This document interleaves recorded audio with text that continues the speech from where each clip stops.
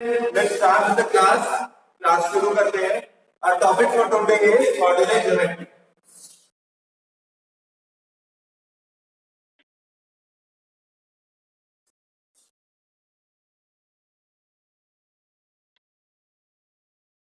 Today we are going to do the revision for coordinate geometry.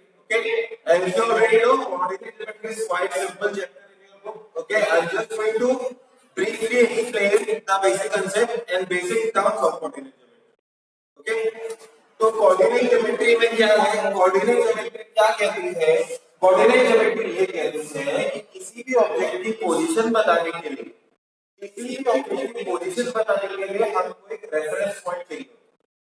किसी भी object की position बताने के लिए हमको एक रेफरेंस पॉइंट चाहिए होता है ताकि हम सामने वाले को उसकी पोजीशन समझा सकें।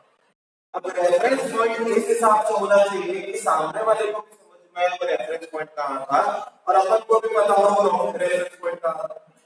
ठीक है, मान लो कि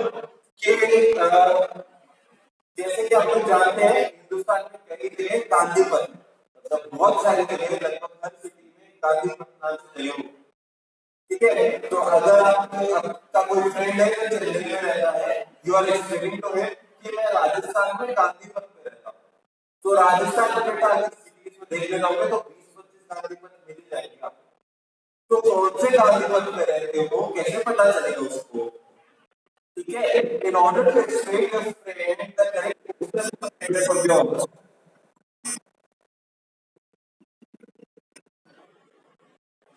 Sorry about this. In order to explain to your friend that correct postal address of yours, आपका करेक्ट पोस्टल एड्रेस समझाने के लिए आपको पूरा स्पेसिफाई करना पड़ेगा कि भाई इस शहर के, इस कॉलोनी के, इस गांधीपथ में पास में रहते।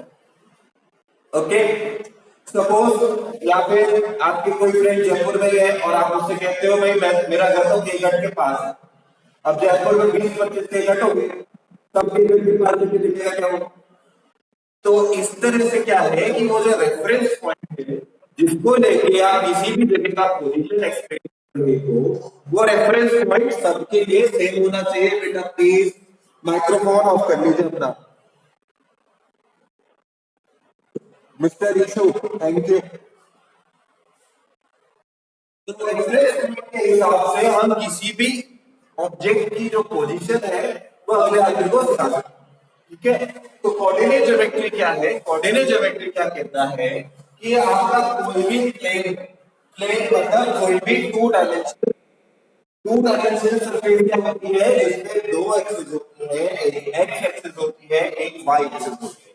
जैसे कि आपका बोर्ड, जैसे कि आपकी दीवार। So for any two-dimensional surface, there is one x-axis and one y-axis. Coordinate geometry क्या करता है कि हम पूरे के पूरे इस बोर्ड को, पूरी की पूरी सरफेस को, कोई सी भी सरफेस ले लो, आप टेबल ले लो, टेबल की सरफेस ले लो, पेज की सरफेस ले लो, कैसी भी प्लेन सरफेस ले लो। ओके, उस प्लेन सरफेस को हम छोटे-छोटे बॉक्सेस में बांटते हैं। उन बॉक्सेस की नंबरिंग करते हैं such that we can identify the any point on that surface, ताकि हम उस सरफेस पे किसी भी पॉइंट को आइडेंटिफाई करके बता दें कि देखो भाई यहाँ हो रहा है जो भी कार्यक्रम हो रहा है। So reference point is point of intersection of these two axes. This horizontal axis is called x-axis.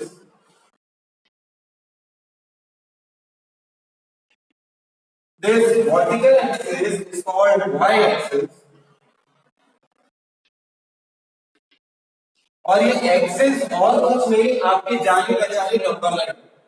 आपके पास नंबर लाइन है ऐसे बीच में जीरो होता था और the right hand side of the number line there were positive numbers और the left side of the number line there were negative numbers. सभी numbers के बीच में गैप बराबर होता है। तो these axes are nothing but number lines.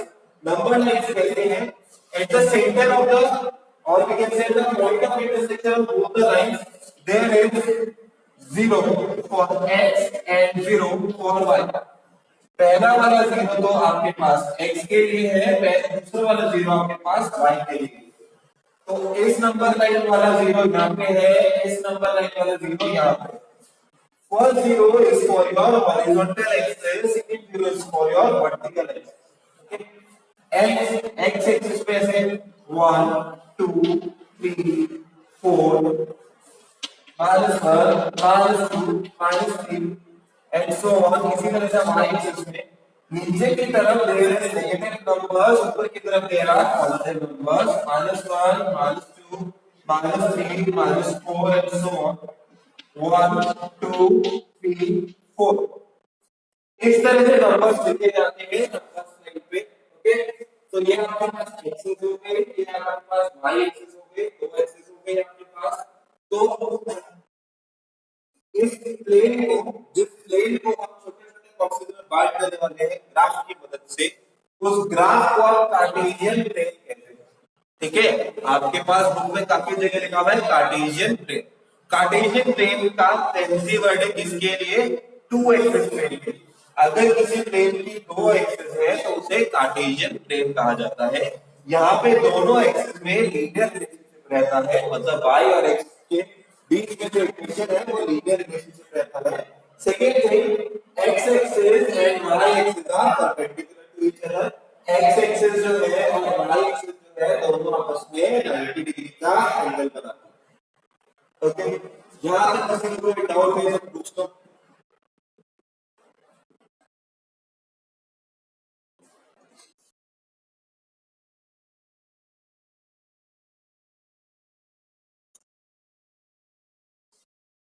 Okay, moving on, आगे बढ़ते हैं। अब यहाँ पे इस प्लेन पे, यहाँ पे जहां तक मेरा ग्राफ जा रहा है वहां पे अगर मैं कोई भी पॉइंट मार्क करता हूँ तो इजीली मेरे समझ में आता है। सपोज मैंने ये वाला पॉइंट इधर मार्क किया, दिस इज माय पॉइंट, तो आप में से क्या कोई मेरे को बता सकता है इस पॉइंट के कोऑर्डिनेट क्या होंगे?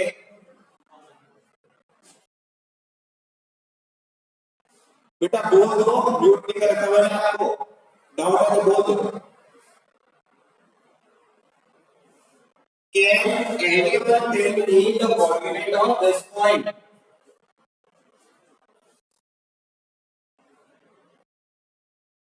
बेटा कोई भी बता सकता है क्या?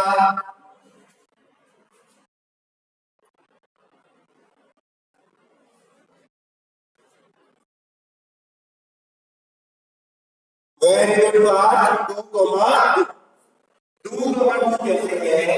ये वाला पॉइंट जो है x एक्सिस पे 2 पे टच कर रहा है और ये वाला पॉइंट जो है y एक्सिस के भी 2 पे टच कर रहा है। So that is why coordinate of this point is 2, 2। अब आपके पास ये जो इस तरह से नंबर लिखते हैं तो हम ब्रैकेट के अंदर नंबर लिखते हैं कॉमा लगा के।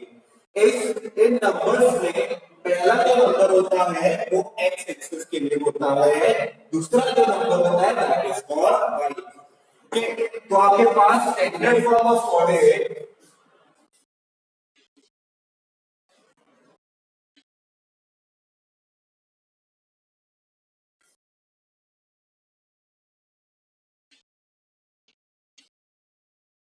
standard form of coordinate for you is x comma y.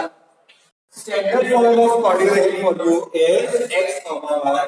पहले आप x एक्सिस से उस नंबर का perpendicular distance, sorry x axis पे वो जो पॉइंट है वो कहां पे जाके मीट करेगा, उस पॉइंट से अगर परपेंडिकुलर बनाए x एक्सिस पे वो कहां मिलेगा वो वाला पॉइंट और फिर फाइनल।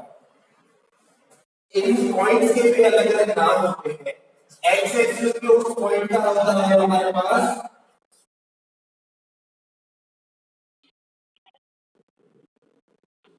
एक्सिस और वाई एक्सिस का होता है हमारे पास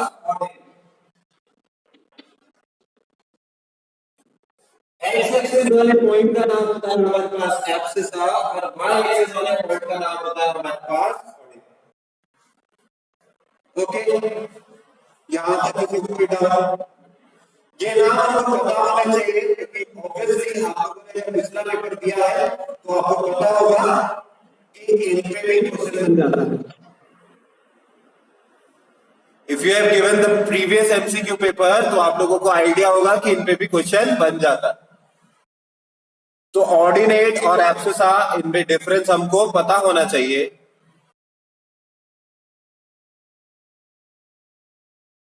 अरे भाई हो जा। ओके अच्छा जी, अब एक बात और, ये बात काफी सारे बच्चे बार बार भूल जाते हैं, इसलिए मैं बता रहा हूँ।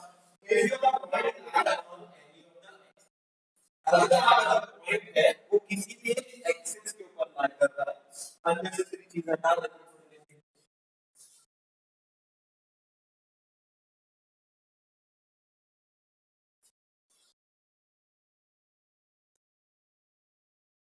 If your point is lying on any of the axis, अगर आपका पॉइंट जो है किसी भी एक्सिस पे लाई कर रहा है, सपोज आपका पॉइंट है यहाँ एक्स एक्सिस पे जहां 3 नंबर लिखा हुआ है वहां पे है आपका पॉइंट, दिस इज योर, ठीक है। तो इस पॉइंट के लिए आपके पास वाई एक्सिस के कोऑर्डिनेट या फिर ऑर्डिनेट जो होगा हमेशा 0 होगा। इस पॉइंट के लिए if your point lies on the x axis then its coordinate is always going to be 0 और x axis में जो नंबर है that is your abscissa। if your point lies on the y axis, अगर आपका point जो है y axis पे लाई करता है that means its abscissa is going to be 0 and the coordinate is going to be the number on the y axis।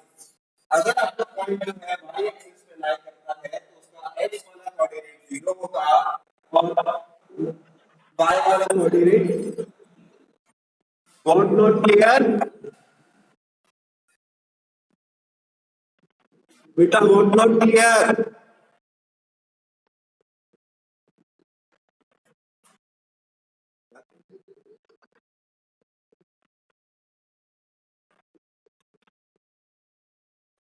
Moving on, तो हमारे पास क्या है कि x एक्सिस पे अगर कोई भी पॉइंट है then its coordinate is going to be, sorry, x coordinate is going to be number on the x axis and y coordinate is going to be 0, and if our point is on y axis then its abscissa is going to be 0 and coordinate is going to be number on that y axis। okay बेटा, please wait for the network, let us move on, आगे बढ़ते हैं। We have already discussed about the coordinate, about the point origin, the point of intersection of two axes is called origin। Okay अच्छा, हमारे पास एक बात और होती है कि all the numbers on x and y axis are real numbers। Cartesian से ये भी मतलब है कि x और y एक्सिस पे आपके जितने भी नंबर होंगे सारे के सारे real number. Okay, real number के अलावा भी नंबर होते हैं जिनको इमेजिनरी कहा जाता है, जो आप 10th क्लास में होगे तो उसके बारे में पता चलेगा, 11th क्लास में होगे तो उसके बारे में सीखने को मिलेगा, फिर आगे जाके मैथमेटिक्स लेते हो, ग्रेजुएशन वगैरह करते हो तो उसके आगे पढ़ना शुरू करेंगे। अगर मैथमेटिक्स लेके जरूरत नहीं है, इमेजिनरी नंबर आपके किसी काम के नहीं। So in Cartesian plane, you have x-axis of real numbers and y-axis of real numbers।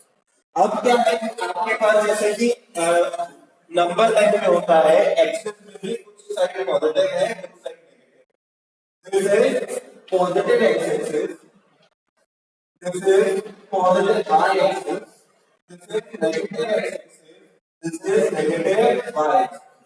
Zero से लेकर नीचे तक यहाँ तक नंबर नेगेटिव जाते हैं।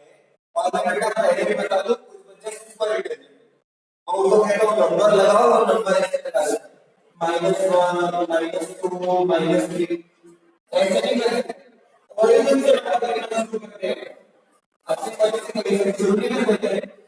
This point is -1, this point is -2 -3 -4, second है -1 -2 -3 -4, ऊपर है 1 2 3 4।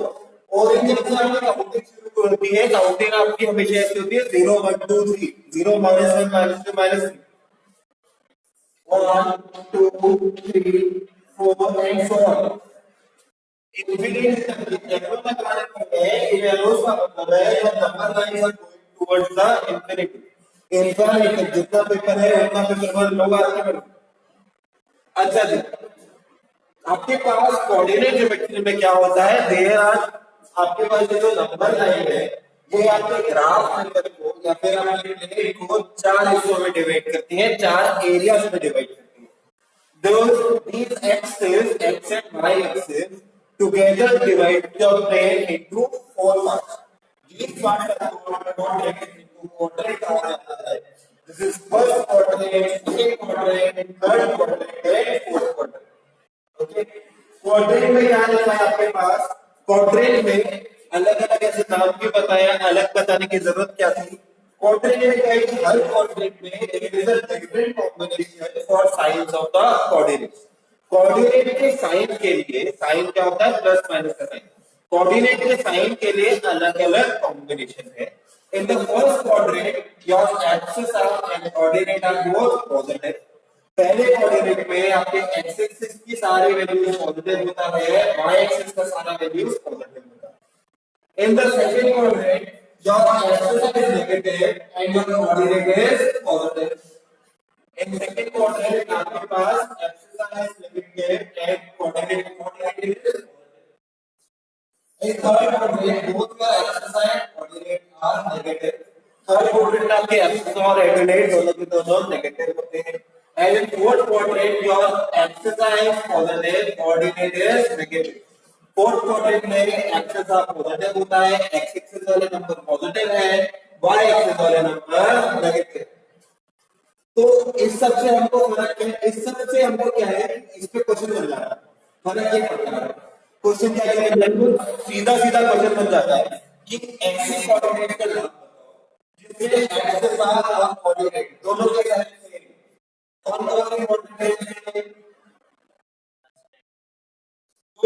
First quadrant and third quadrant, first quadrant and third quadrant में आपके पास एक्सिस और कोऑर्डिनेट दोनों के साइड से, एक्सिस का पॉजिटिव है कोऑर्डिनेट भी पॉजिटिव है, एक्सिस का नेगेटिव है तो कोऑर्डिनेट भी नेगेटिव। इसी तरह से second and third, second and fourth quadrant are such quadrant in which signs of axis and coordinate are different. इसके अंदर एक्सिस और कोऑर्डिनेट के साइन डिफरेंट, ठीक है। इस तरह के थोड़े बहुत कोरिलेशन जो है हमको समझ में आने चाहिए। जैसे कि ऐसे कौन कौन से क्वाड्रेंट है जिसमें एक्सिस और पॉजिटिव, ऐसे कौन कौन से क्वाड्रेंट है जिसमें एक्सिस और पॉजिटिव, लिख के बताओ फटाफट। फर्स्ट एंड फर्स्ट के अलावा क्या बोलेगा, first and fourth, very good. First quadrant and fourth quadrant, in first quadrant and fourth quadrant axis are always positive, okay. तो यहाँ पे इस तरह से दूसरा नंबर लाइन के जो कोऑर्डिनेट है वो आपके किसी क्वाड्रेंट में नहीं आते, आपके जो नंबर लाइन के कोऑर्डिनेट है वो किसी क्वाड्रेंट में आते हैं नहीं ऐसे। जैसे कि आपके पास नंबर लाइन के डिफाइन है दिस पॉइंट, ये पॉइंट है मेरा 3,0, तो 0 जो है वो ना ही पॉजिटिव नंबर है ना ही वो नेगेटिव नंबर। अगर आप डेफिनेशन एकदम स्ट्रेच कर देते हो तो आपके फर्स्ट क्वाड्रेंट में बाहर आ सकते हैं, तो ये है किसी क्वाड्रेंट। तो अगर आपके पॉइंट जो है एक्सिस में है, किसी एक्सिस में है तो कोऑर्डिनेट, बेटा वेट करो 2 मिनट, आ जाएगी वॉइस क्लियर।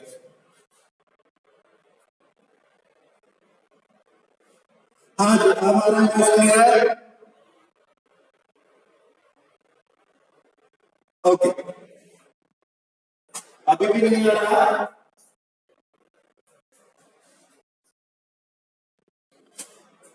2 मिनट वेट करो बेटा, आ जाएगा वॉइस क्लियर।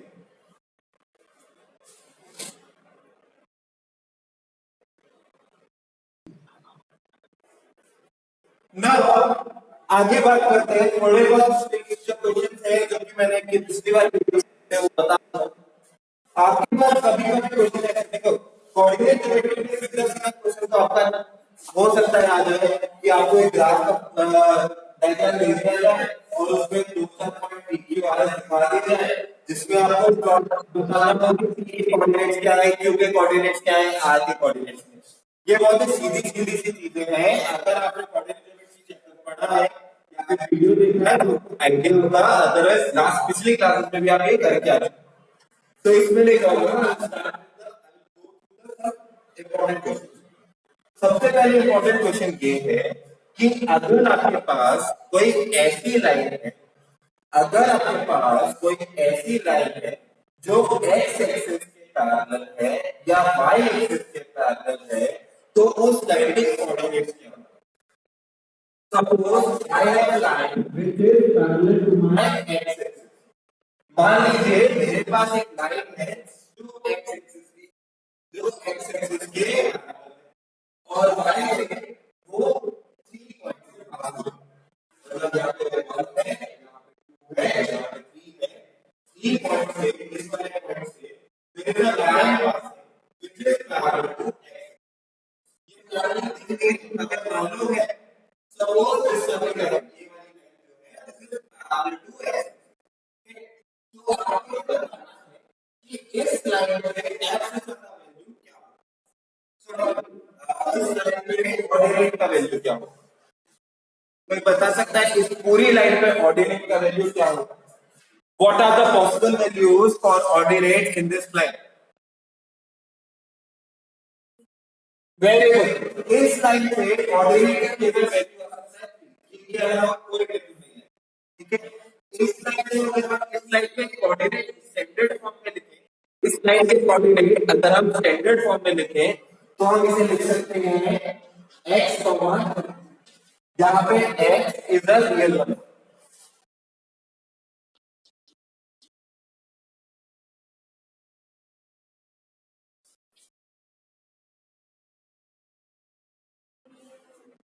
हाँ, x is any real number, कोई सा भी रियल नंबर हो सकता है। इस पॉइंट पे बात करें तो x की वैल्यू 0 होगी, थोड़ा आगे चले जाएंगे तो x की वैल्यू 1 हो जाएगी, और आगे चले जाएंगे तो 2 3 4 20 30 40 यहाँ से नेगेटिव नंबर शुरू हो जाएंगे। ओके, सो इस लाइन के जो कोऑर्डिनेट होंगे वो हमेशा x, 3 होंगे, यहाँ पे x is any real number. ठीक है, इसी तरह से if we are drawing any line parallel to y axis, if we are drawing any line parallel to y axis, तो उसके कोऑर्डिनेट क्या होंगे? मान लो आपके पास x इक्वल्स टू 4 पे वो लाइन बन रही है, मान लो आपके पास x इक्वल्स टू 4 पे वो लाइन बन रही है, तो इस लाइन के कोऑर्डिनेट क्या होंगे आपके पास 4 यहाँ पे y की वैल्यू रियल नंबर, यहाँ पे y की वैल्यू कोई सा भी रियल नंबर हो जाएगा। ओके, अच्छा जी, एक और बात, अगर हमारे पास एक लाइन x एक्सिस के पैरेलल है, एक लाइन y एक्सिस के पैरेलल है, तो बेटा वो दोनों लाइनें जो हैं आपस में हमेशा परपेंडिकुलर होंगी। अगर हमारे पास एक लाइन x एक्सिस के पैरेलल है, एक लाइन y एक्सिस के पैरेलल है, इससे फर्क नहीं पड़ता कौन से कोऑर्डिनेट में कौन सी नंबर वैल्यू है, वो दोनों के दोनों लाइनें these two lines will always be perpendicular to each other and coordinate or at least coordinated form will always be a rectangle। और उनकी मदद से, उन दोनों नंबर लाइन की मदद से और एक्सिस की मदद से आपके पास जो कोऑर्डिनेटेड फॉर्म होगा that will be always a rectangle। इसमें से आपका स्क्वायर हो सकता है but it will be a rectangle. Okay,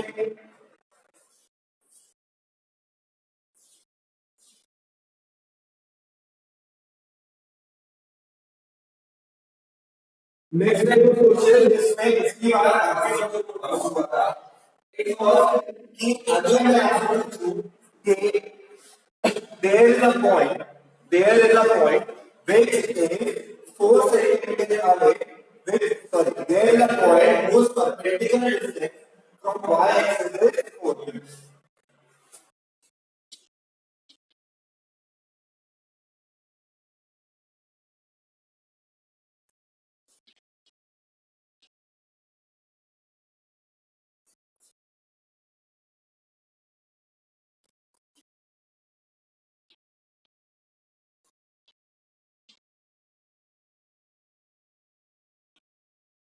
there is a point whose perpendicular distance from y-axis is 4 units.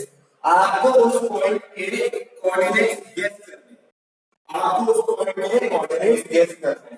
क्या कह रहा है ये कि y-axis से उसका परपेंडिकुलर डिस्टेंस जो है वो 4 यूनिट, ठीक है। तो y-axis से उसका परपेंडिकुलर ड्रॉ करेंगे तो 4 आएगा, y-axis से उसका परपेंडिकुलर ड्रॉ करेंगे उस पॉइंट का 4 है। तो जरा अगर यहां से परपेंडिकुलर देखो, this is x equals to -4, this point is x equals to 4।